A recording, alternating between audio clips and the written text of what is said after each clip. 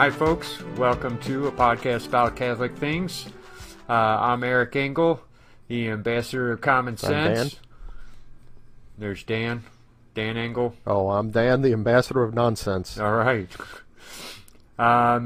Let's see. I think today we're going to go kind of in a different direction. We're going to do a movie night where we talk about a couple movies and So break out the popcorn. how they relate to being Catholic and how we ought to see them. I'm not really sure. I just like talking about movies, especially Certain movies. undersold movies that are really, Yeah. really good. Yeah. And I guess fair warning, there's going to be plenty of spoilers. I assume I'm not gonna hold back. So we're not going to worry about spoiling. The assumption is going to be that you've seen the movie, and so this is a discussion about it from the point of view of people who have already seen it. So Yeah. if you don't like spoilers and if you're inclined to see these movies so that you can know what we're talking about as you listen, go ahead and hit stop and go watch the movies. yeah, And let us tell you what the movies are first, though. yeah. Let's see. We've got Children of Men, and there's my dog growling in the background. Go on. Actually, Max just came in, and Oh, okay. she's in her cage, so she can't tell who it is. Who's coming? And so she's growling. The Children of Men, Of course, it must and be a stranger. what was the other one we were gonna? Gone, Baby, Gone. Baby, Gone. Let's see. I should have people's names that we can Yeah, talk at least the about actors and before. directors. Gone Baby Gone was, I think, Casey Affleck and I want to say Morgan Freeman.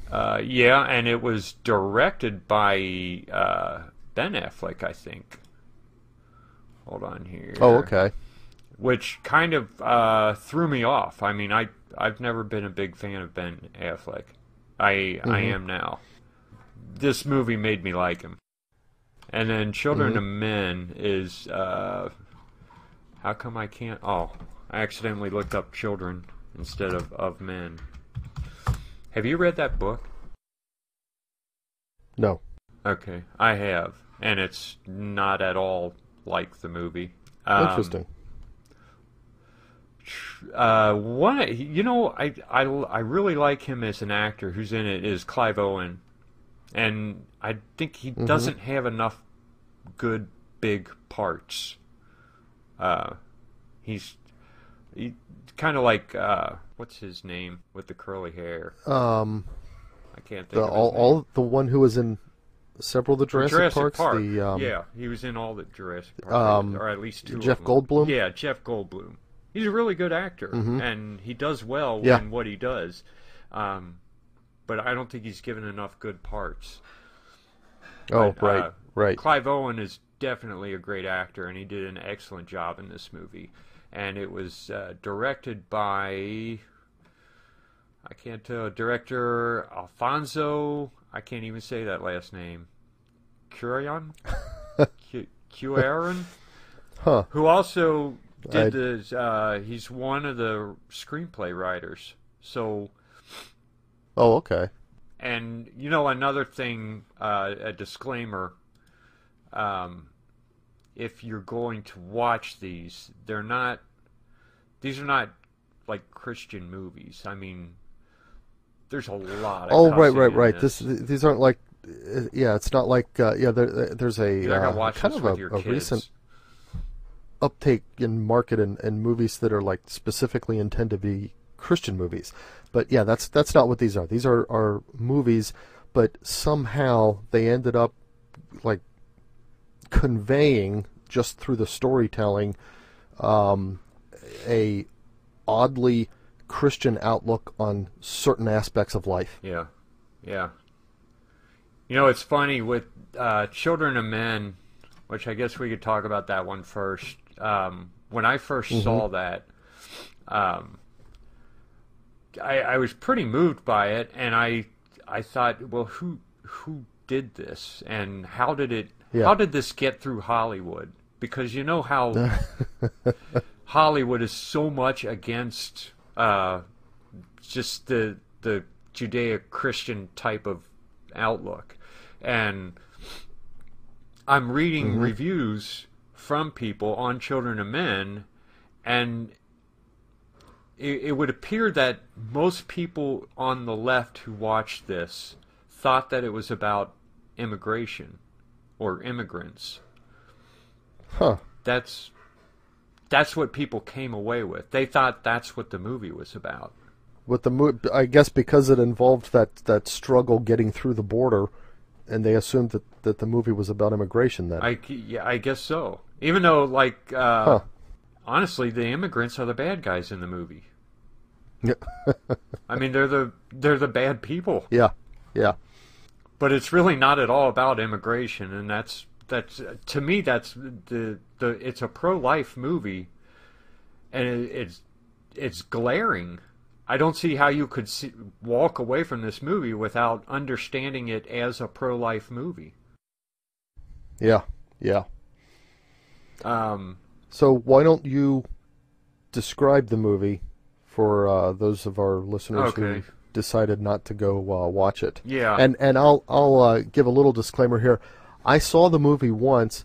I actually came in a little bit into it, maybe 20 minutes into it. It was some, I don't know, Sunday morning or something when Terry wasn't home, and I didn't have anything that I had to, be doing at the time. I'd already been to Mass and stuff. And I thought, I'm just going to turn on the TV and find something to watch. And it was showing on whatever channel. And so I watched it, and I thought, wow, this is a really good movie. I haven't gone back and watched it, and that was some years ago. So there's a lot of the particulars that I'm not going to remember. I've seen it like 80 times. I'm one of those people. I find a good movie, and I watch it over and over again until it becomes like, until it becomes so familiar that it's been ruined. I do that with a lot of movies. But the movie the situation is that women became infertile, and they don't know why. It's just that women just stopped having babies. And so you've got this world just kind of crumbling apart because there's no hope for the human race. And in all the world, the last place where things are remaining somewhat civilized is England. So that's where the movie takes place. And, you know who else it has it in? Michael Caine. He did a good job. He did a really good job. But, so you've got this England crumbling apart. The whole immigration thing is that people are trying to get into England because it's the last place that's remaining civilized. But there are groups of immigrants who are forming, activist groups, I guess you would say, to try to get England to allow more immigrants to come in. Which Right. It's just, really, that's just kind of a side story. I mean, it doesn't have anything to do with the story. The story is that there's this one girl, who pops up pregnant. And she's the only pregnant woman on Earth. And she falls under the care of Clive Owen's character. And he has to... there's some kind of group, a safe place where she can go, who supposedly will take care of her and make sure the baby's born and not taken away by the government to become some kind of test thing. And he's supposed to get her to that spot, and they have all kinds of trouble along the way. But that's what the movie's about. Right. And there's a scene towards the end where the baby's been born, and they're in the middle of a battle, and things are exploding all over, and he has to get the baby out of that building, and everyone suddenly sees that there's a baby, and the commander in one of the armies that are fighting sees that there's a baby, and suddenly radios in for everybody to hold their fire. So Yeah. everyone stops fighting for several seconds while he goes past everyone with this baby, and everybody's looking at the baby and crying because nobody's seen a baby in over 18 years. And it's one of the most pro-life moments in film that I've ever seen. Yeah, yeah. And you know, the director you know, found a way to stage that and to put that in there. Like you said, it got past you know, the Hollywood screeners who always try to keep I guess what we would think of as Christian sentiments out of movies. Mm-hmm. But it's not, and it's I don't know. I guess you wouldn't call it Christian, but it's definitely pro-life. No, but it's human, you know, but in a very deep way. I mean, it's hard to argue with the reality of the moment being presented in the movie. That under circumstances like this is what it would be like, you know. Yeah. And that says something about the value of life. Yeah, it's very realistic. That, you know, right. The book really wasn't like that much. I mean, Mm-hmm. Were you disappointed from in the book? The fact, huh? Were you disappointed in the book? I was. I guess usually I like books more than I like movies, and I did not like this book more than I liked the movie. And maybe it was there a little bit, but one of the book focused a lot more on the suicide things that they were doing, because as a nation, or as a civilization, humanity was losing hope, and so the government was giving people ways to kill themselves as an answer to this despair. So they were even setting up big boats where people would all board the ship, and they would have like a mass suicide and then sink the ship, and goofy things like that. And that was part in the movie. They handed out suicide kits and stuff for people. Yeah. And so I guess the book was pro-life as well, but not nearly as moving as the movie was. It wasn't even close, really. But it was definitely a masterpiece, and it was well directed, and there weren't any bad actors in it. Everything was good about it. Mm-hmm. That's a rarity. And that's all I can think of to say about that. Well, we'll leave that one at that, because, like I said, I it was years ago that I saw it, and I came in late, and I really liked it. In fact, I liked it and didn't really even know what it was called, except that, you know, there was the brief moment of the title on the TV browser. You know how the info. And, you know, so I clicked it and watched it, and it didn't really even register with me as a title, and then I watched it and liked it, and then that was it. And then later, like much later, we were at standing outside at Dad's at, you know, some gathering, and you asked if anybody had ever seen that, and for some reason, even it was just that brief moment that I had seen the title, it clicked back into my head. It's like, oh yeah, I saw that movie. Oh.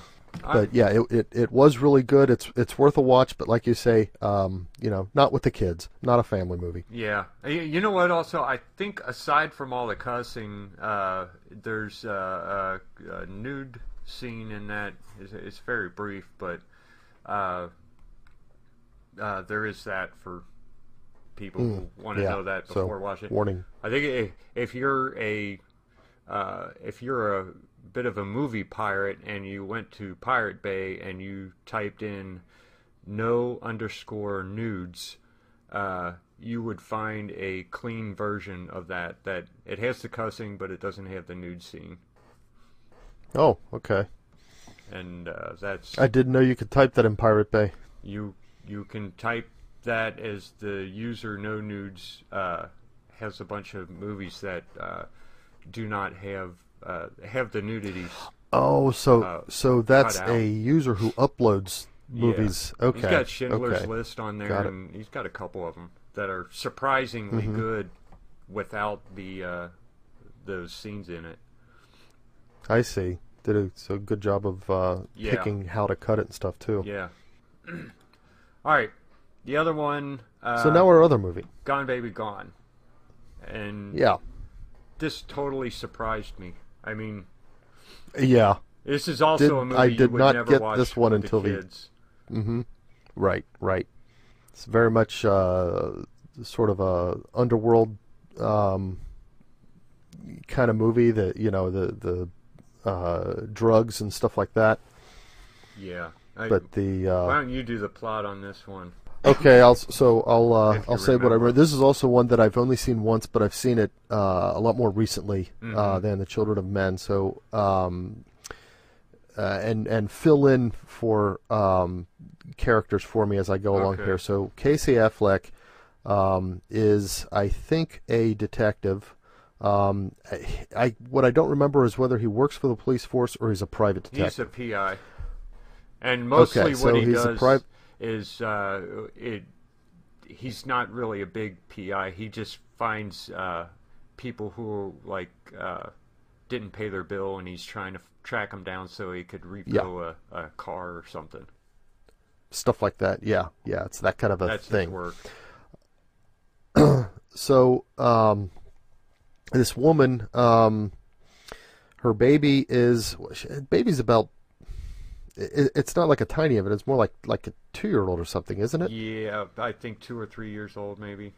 Okay, so the baby's disappears, and she gets him, I think, reluctantly to try to find the baby. Yeah, they hire him as like I can't remember what it's called if you're a victim of a crime and you feel like the police aren't doing their job, you can hire someone to augment the investigation. Yeah. So they hire Right. him because he happens to be a neighbor. Right. And I don't remember all the twists and turns of the investigation, but what happens is that there's things come to a point where there's, I think, supposed to be some kind of, and correct me if I'm misremembering the way this goes, there's supposed to be some kind of ransom exchange or something like that, or something to get the baby back, but then it all goes sideways, and what you see is that the baby is, either the baby's killed or the baby's lost for good. I forget how they did that. They think the baby went into a quarry, and they believe it dropped down and drowned, and it's gone for good. Right. So anyway, so Casey Affleck's character is obviously, as anyone would be, distraught over how things went down, but is it that he's reviewing it in his mind, or that he sees something that gets him to thinking, but he figures out that, wait a minute, something doesn't add up about what happened? Yeah, he's thinking about it, and then the cop who was investigating it, the cop he was working with, just says one little Morgan thing Freeman. to kind of trigger him, and he's like, well, wait a minute. Yeah. Somebody lied to me at some point. And Right. he realizes that there's something wrong here. There's something. What we think happened didn't happen. And so what we finally learn as he pushes on that is that the cop along with some other people, maybe several cops, I forget, but they basically conspired to take this baby away from the mother because they didn't think the mother was giving the baby the right kind of life. The mother herself was, yeah, she was a druggie, I think. I don't remember if she was a prostitute or what, but basically they decided, and it, without going through courts, they just decided, well, the best thing is we'll just arrange for the baby to disappear, to be gone, and she'll never recover the baby. She'll think we'll make it so that she thinks the baby's dead. And Casey Affleck was one who was set up along with her to help sell it by having two people convinced that the baby's dead. Unknowingly. And right. He doesn't know that he's being used this way. Being set up. Right. Right. He's completely being used. And now, so throughout that, one of the things that happens is that, and it's close to the end, but he still hasn't figured things out yet. He helps this cop make a bust for these guys who he thinks is involved in this. He thinks this guy may have done something with this baby, and then when he finds out, no, it's not the baby, but the guy did kidnap someone, and the guy, it was a child molester who had abused a little boy and ended up killing him, and he's in on this bust where things have gone wrong and people are shooting each other, and he's got a moment with this child molester in a room where it would be pretty easy to go ahead and kill him and not have any legal ramifications. And right. So he shoots him in the back of the head, and well, for now we'll just let it at that. He killed this child molester, and it wasn't out of self-defense or defense of another. It was the guy was submitting to him, and he went ahead and shot him in the head anyway. Now, again, that's kind of a contrast with what happens in the end.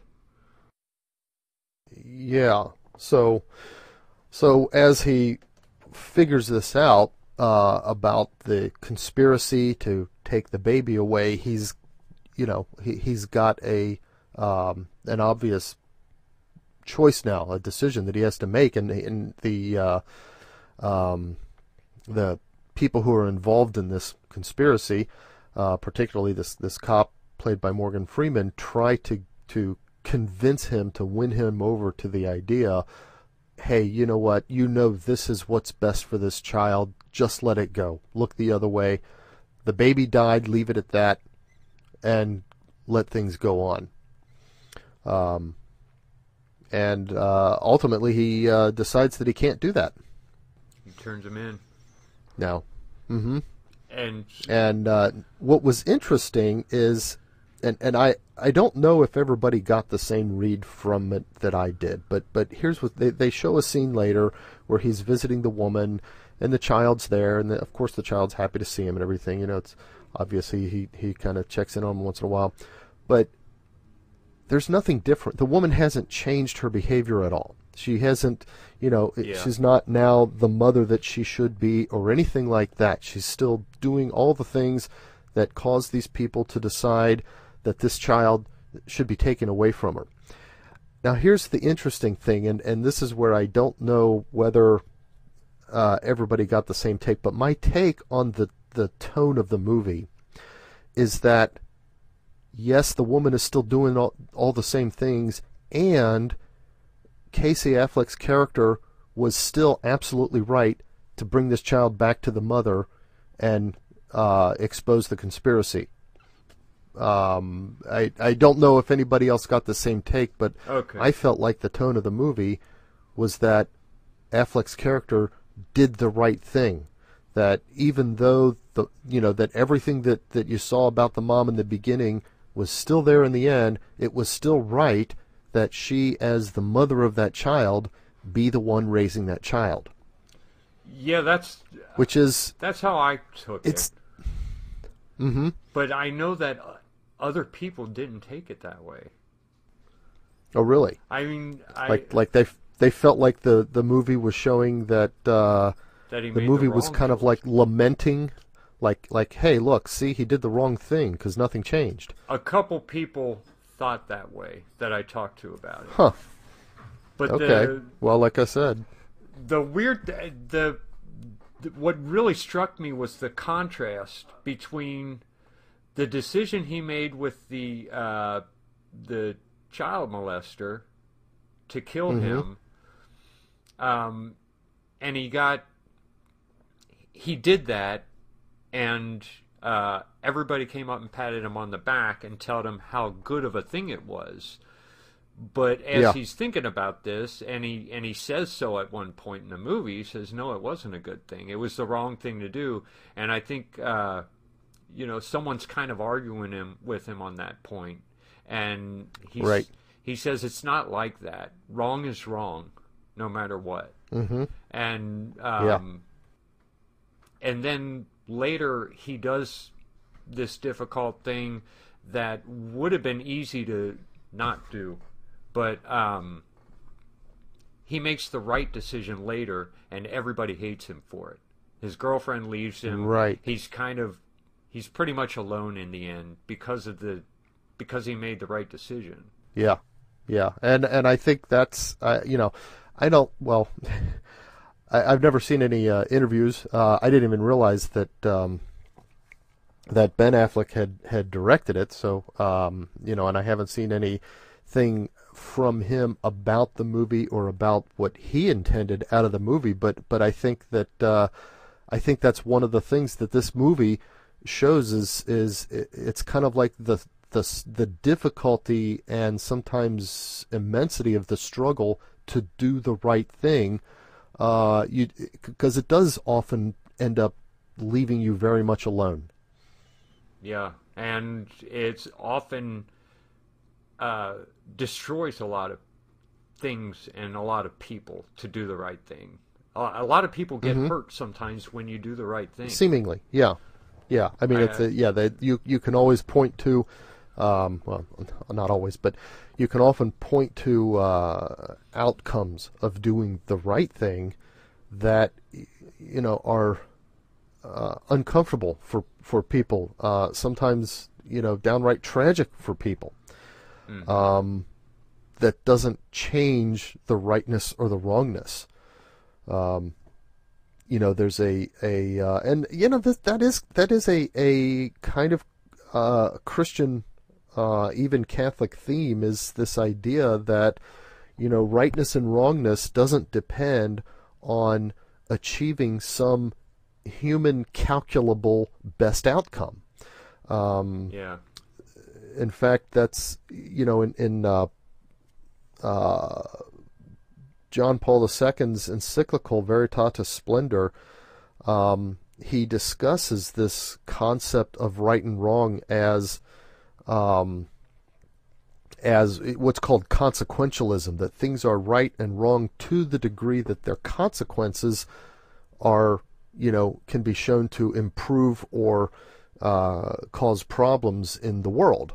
And he, he demonstrates why that's absolutely incompatible with a Christian sense of truth and a Christian sense of morality. Yeah. I feel like this movie, you would almost whether think it was that, intentionally, they made the movie with that in mind. It seems like it, doesn't it? I wonder who wrote it. Was it based on a book? You know who it could have been based. There's an author. Can't remember his first name. Dekker, Dekker, I think. Let's see details. That it could have. Hold on, I'm going to look something up. Oh, wait a minute. Writers. Ben Affleck wrote it. Aaron Stockard and Dennis Lane. No, Dennis Lehane. Yeah. Dennis Lehane. He was also the one who did, I want to say maybe, was he the one who did Shutter Island? Through the Drop, Shutter Island. Okay, yeah.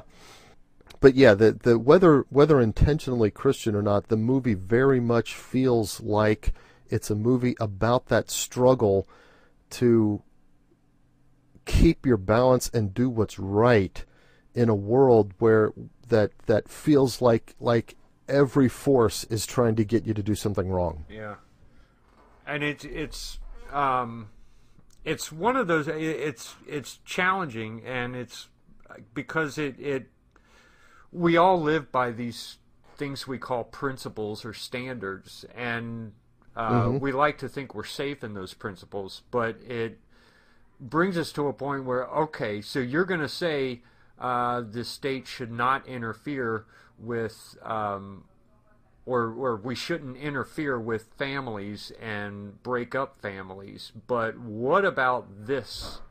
Or if you're going to Yeah. say that um, we shouldn't.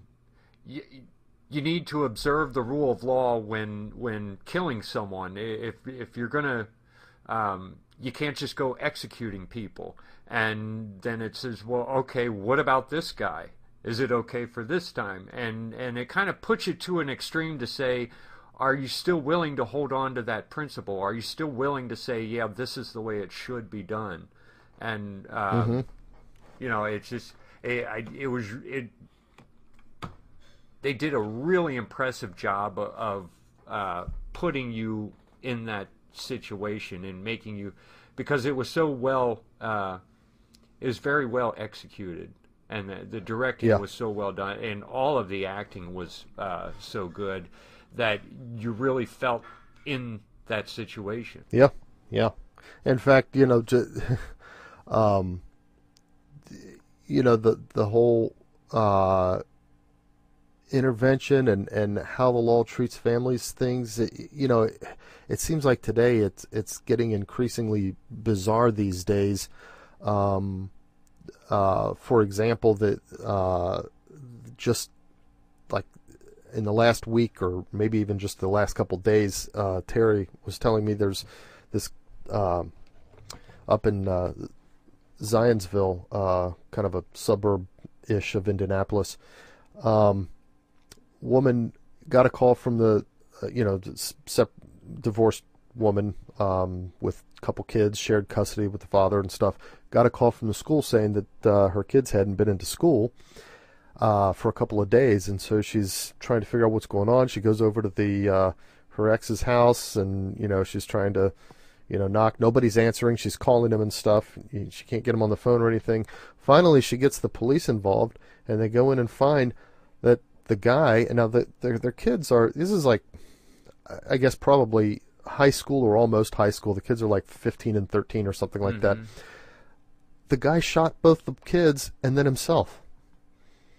Now, I don't know what the backstory of that is, but, those are the things that really challenge certain things. I mean, you see stuff like that, and those are the things that Crazy tempt people you. shouldn't have kids. Is you end up saying those Wow, are the kinds people of ought to things have you to start go get saying. a. Yeah, they should have a People test. ought to go get a license to have kids. Yeah. Yeah. Stuff like that, and and who knows? It may be. It may be that trying to increase this kind of, what is completely, like unbelievable, sort of acts of violence and depravity inside of homes. Maybe that's part of Satan's plan to try to establish a society in which families are no longer predominantly governed by parents, but instead by the state. Because then look at all the power that he would have in a society like that to try to keep children from, talk about being raised in a Catholic culture and so forth. So anyway, that's just speculation on my part. But yeah, you're right. There's that struggle to kind of maintain certain principles of how things should be when people are capable of, you know, Such somehow terrible producing extreme challenges to that by, you know, doing an extreme abuse of a privilege or whatever it is.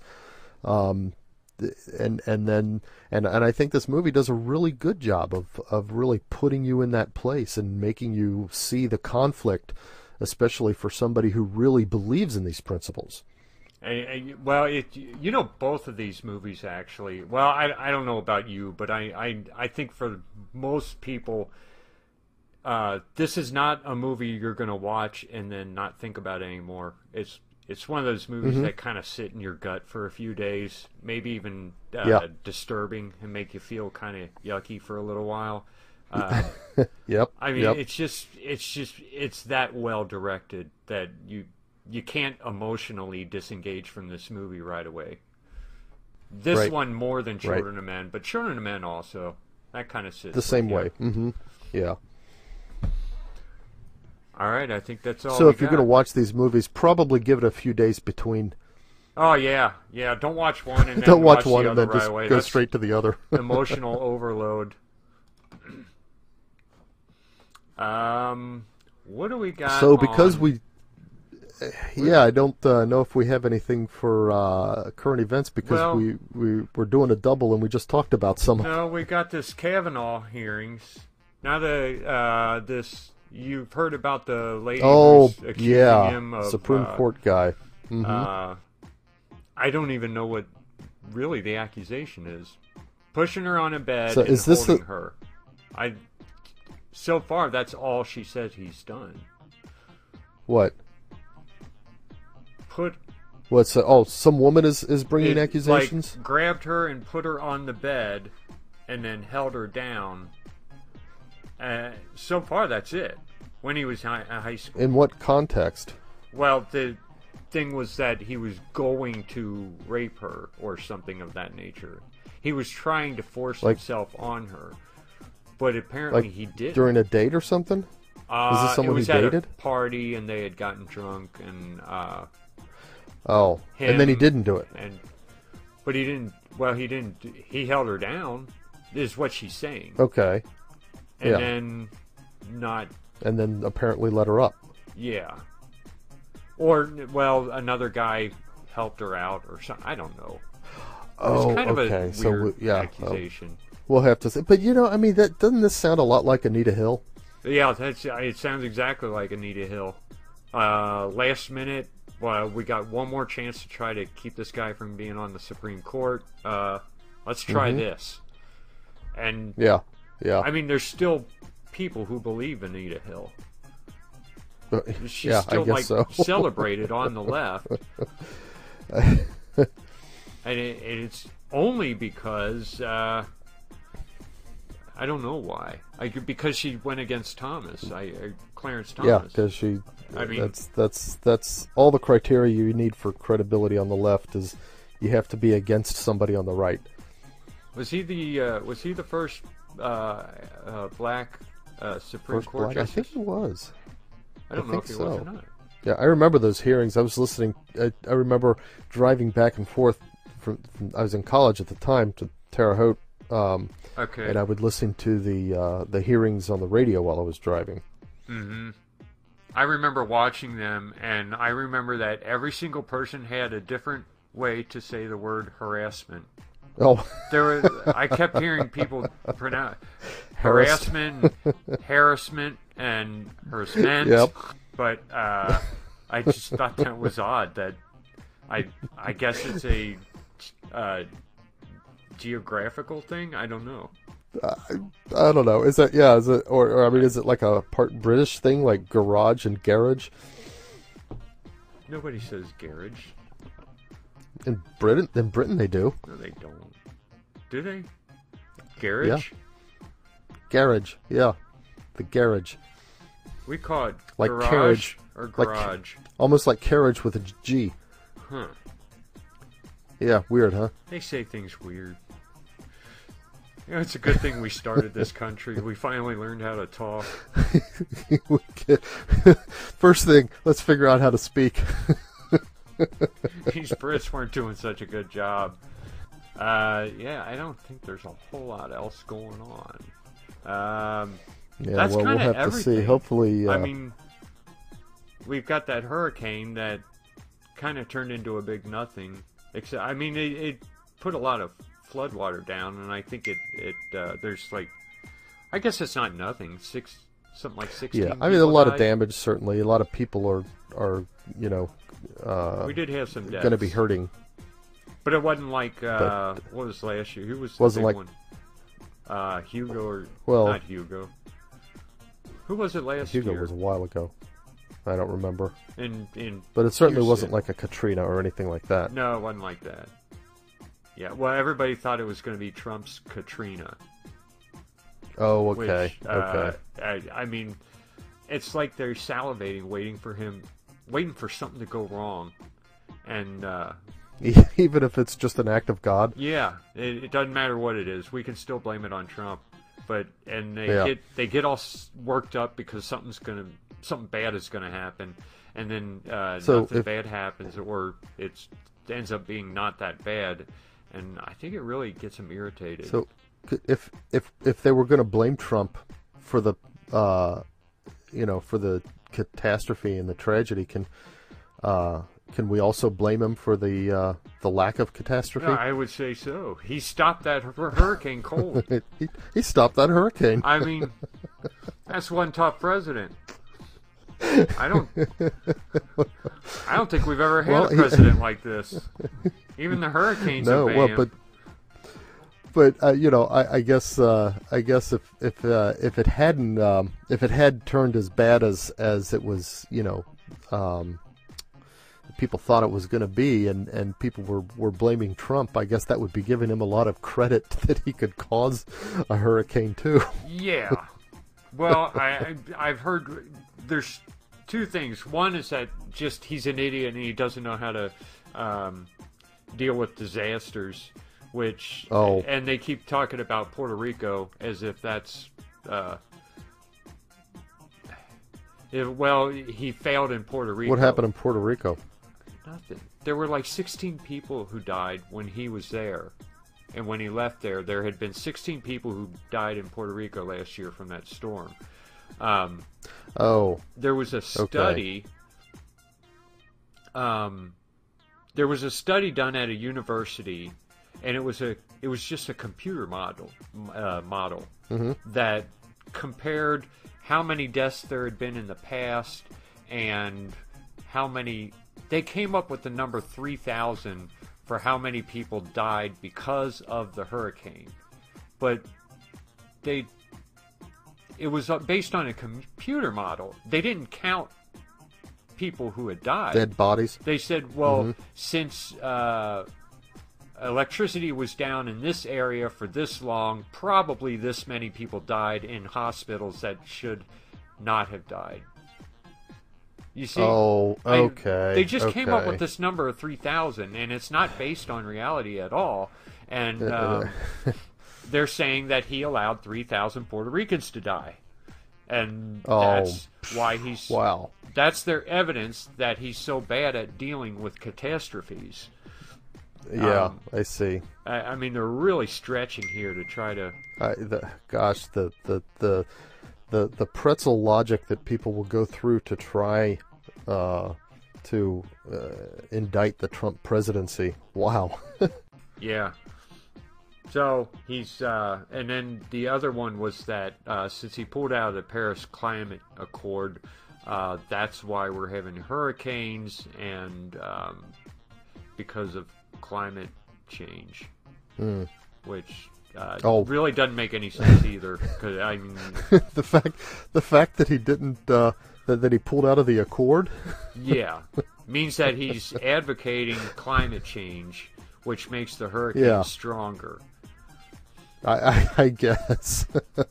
I don't know. That's. I don't even know what to say. That's about liberal that. logic. That's liberal logic. I guess so. As the ambassador to common sense, or even nonsense, there's just not much you can say about it. Yeah. It's just silly. It's not even nonsense, it's just silly. It's just silly. I think You credit it by giving it nonsense. Yeah. Holy counts! Did we really talk that long? Oh, we had that break. We have talked that long, but there was because you had to go. They won't Dad know was coming or this something. when they're listening, but I paused. Well, I'm going to edit that out, so it's probably only like 30 minutes. Oh well. So, did you ever?